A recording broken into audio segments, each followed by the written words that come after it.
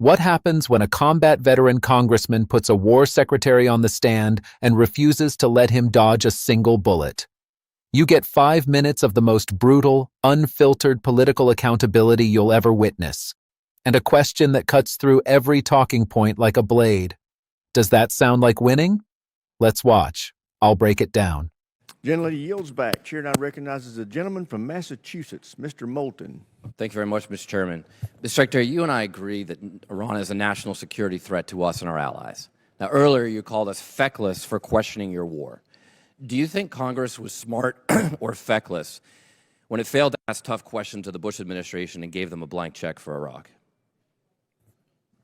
Well, if you're trying to compare this war to the Iraq I'm just asking war, you, do you think the it was president smart or was the feckless? first one to call a stupid war, then it's a false comparison. Okay, well, probably a good idea to ask tough questions. So let me just ask you a few questions. Did you advise the president that we should attack Iran? We were, first of all, in this position in the cabinet, we never talk about what we would advise the president to do or not. Do you think the president or you deserve more? I've been in every meeting. I understand with that, the Mr. chairman Secretary. and everybody else as those Mr. Secretary, critical I'm asking decisions the were questions. made, and he got every perspective possible when it came. I'm to just making asking this what your perspective is. Are you afraid to take ownership of this? Do you think it was a good idea or not? As I've consulted the president, do I think it's a good idea to confront a nuclear bomb To start this in the war. hands of the?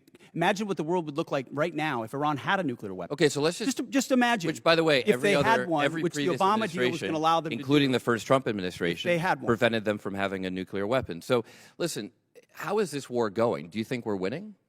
militarily on the battlefield, it's been an astounding military success. No, but are we winning the war? Absolutely. Okay, so do you call Iran closing the Strait of Hormuz winning? Well, I would say the blockade that we hold that doesn't allow anything to come in or out of Iranian ports, which is always we've blockaded their portfolio blockade. So they blockaded us, and then we blockaded their blockade. That's like saying, tag, you're it. Or, you know, if President Madison had said, well, the British just burned down Washington, but don't worry, we're going to burn it down as well. Chairman Kaine, did the military have plans for the idea that Iran might blockade the Strait? Sir, thanks for the question.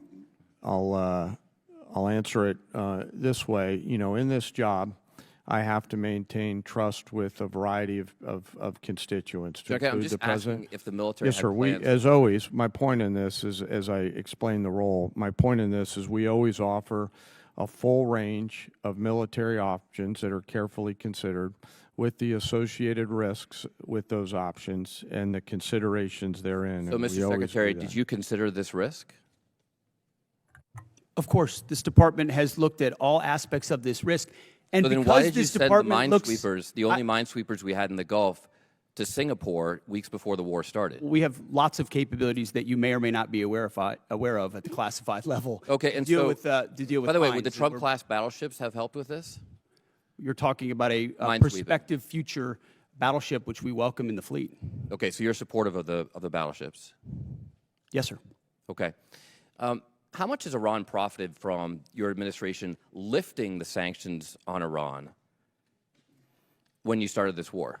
I can tell you Iran is financially devastated right now. Okay, well, in conjunction with the they've Treasury earned about and $14 billion. Operation Economic Fury.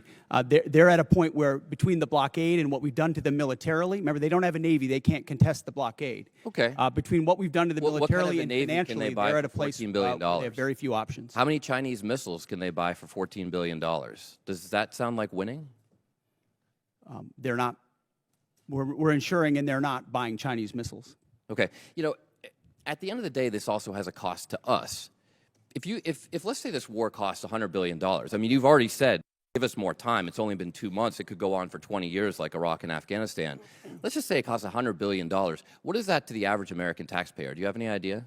Well, unlike foolish previous administrations, it won't go on. No, I'm just asking. For years and decades. But let's just say Sitting in it's this $100 billion. position, it's hard to imagine how You know it was that? allowed those things to happen. You were a part You of know that the war. answer to that? So was I. And I never. knew I'm what just the end asking if state you know what clearly was. your war Now I costs know the what the average end state American is. taxpayer.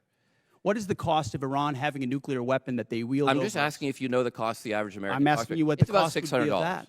So for the American taxpayers out there, my constituents, some of the constituents you wanted to represent in Minnesota, I'm just wondering if they have an extra $600 lying around to pay for your war.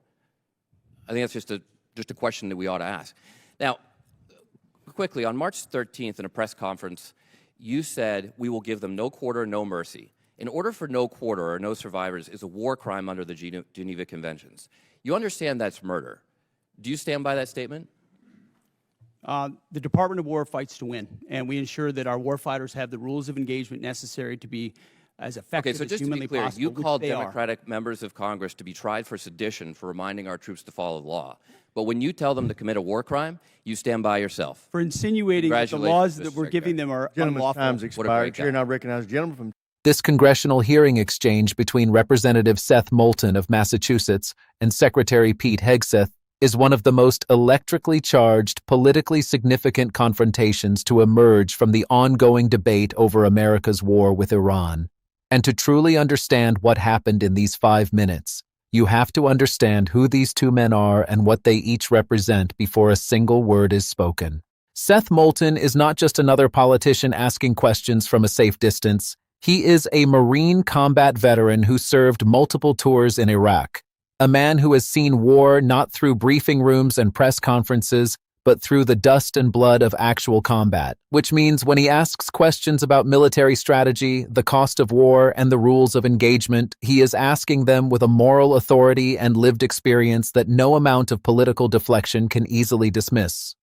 Hegseth, on the other side of this exchange, is the Secretary of Defense, a man who has been one of the loudest and most aggressive public voices for this war against Iran, a man who has used media platforms and press conferences to frame any questioning of the war as weakness, cowardice, or outright disloyalty.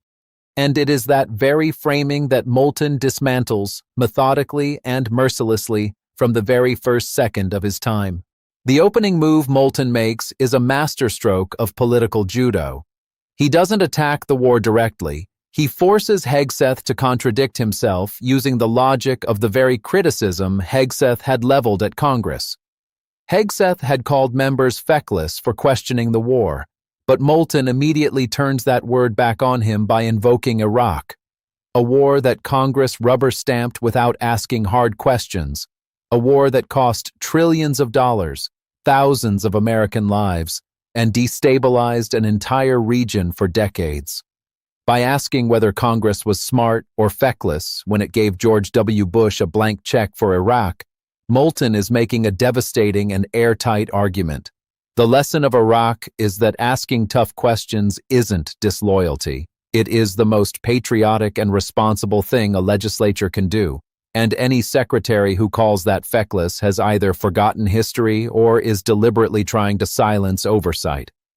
Hegseth tries to dodge this by calling it a false comparison, but the dodge itself is telling. He doesn't argue the point, he just rejects the frame, which is what politicians do when they don't have a good answer. Then Moulton goes straight for the jugular on personal accountability, asking Hegseth directly whether he advised the president to attack Iran. Hegseth retreats immediately behind the standard cabinet shield. We don't discuss what we advised the president, but this evasion matters enormously because Hegseth has been one of the most publicly vocal and aggressive cheerleaders for this war, appearing on television, giving press conferences, using the full weight of his public platform to sell the war to the American people, and yet the moment he is asked to take personal ownership of the decision in a formal setting under oath, he suddenly cannot say whether he thought it was a good idea. Moulton calls this out explicitly and bluntly. Are you afraid to take ownership of this? And that question lands like a hammer because it exposes the fundamental cowardice at the heart of hawkish political posturing. It is very easy to call other people feckless and weak from behind a podium, but when the table turns and someone asks you to put your name on the decision you helped make, the bravado evaporates. The Strait of Hormuz section of this exchange is where the hearing truly becomes unforgettable, because it is where Moulton uses Hegseth's own triumphalism against him. Hegseth had just claimed the war was an astounding military success and that America was absolutely winning. And then Moulton drops the question about Iran closing the Strait of Hormuz, one of the most strategically critical waterways in the entire world, through which roughly a fifth of all global oil supply passes. The fact that Iran was able to close the strait at all, regardless of what America did in response, is a massive strategic setback and Hegseth's response that America blockaded Iran's blockade is so weak it almost defies belief. Moulton's analogy to the War of 1812 is sharp and perfectly chosen. If the British burn down your capital and your response is to burn something back, you don't get to call that victory. You call it mutual destruction, and the person who initiated the conflict still achieved their primary strategic objective. The fact that Iran, a country Hegseth claims has no navy and cannot contest the blockade, managed to close the Strait of Hormuz anyway, is the single most powerful piece of evidence that the administration's definition of winning is completely disconnected from strategic reality on the ground. The financial dimension Moulton introduces, asking how much Iran profited from lifted sanctions and then asking how many Chinese missiles Iran could buy with $14 billion, is important because it cuts through the military theater and gets to the underlying economics of the conflict. Wars are not won or lost purely on the battlefield. They are won or lost through the cumulative interaction of military, economic, diplomatic, and political factors. And if America's war against Iran resulted in $14 billion flowing to Tehran, that money doesn't disappear. It goes somewhere. And if it goes toward weapons procurement, toward proxy forces, toward regional destabilization, then the military victories Hegseth is so proud of may be costing America far more than they are costing Iran in any meaningful strategic sense. The $600 per taxpayer figure Moulton drops at the end of this section is deliberately humanizing. He is pulling the conversation out of the abstract language of billions and billions and connecting it directly to the kitchen table of every working American family, asking whether they understood this was the price tag attached to the decision this administration made without ever asking them. But the final exchange is perhaps the most serious and consequential of all, because it moves the conversation from strategy and economics into the territory of international law and war crimes.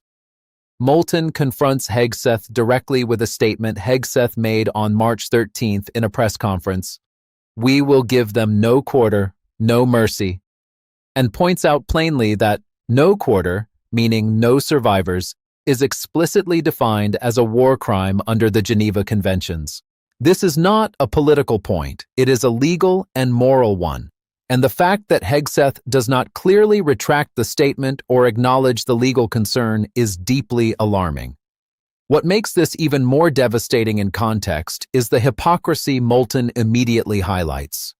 Hegseth has called for Democratic members of Congress to be tried for sedition simply for reminding American troops to follow the law and honor the rules of engagement.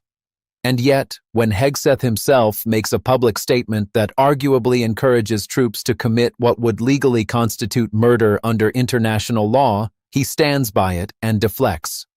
This double standard, sedition charges for those who remind troops to follow the law, but no accountability for the man who told them to ignore it, is the kind of contradiction that congressional oversight exists specifically to expose, and Moulton exposes it with the precision and confidence of someone who has thought very carefully about exactly what he wanted to say in exactly the time he had to say it.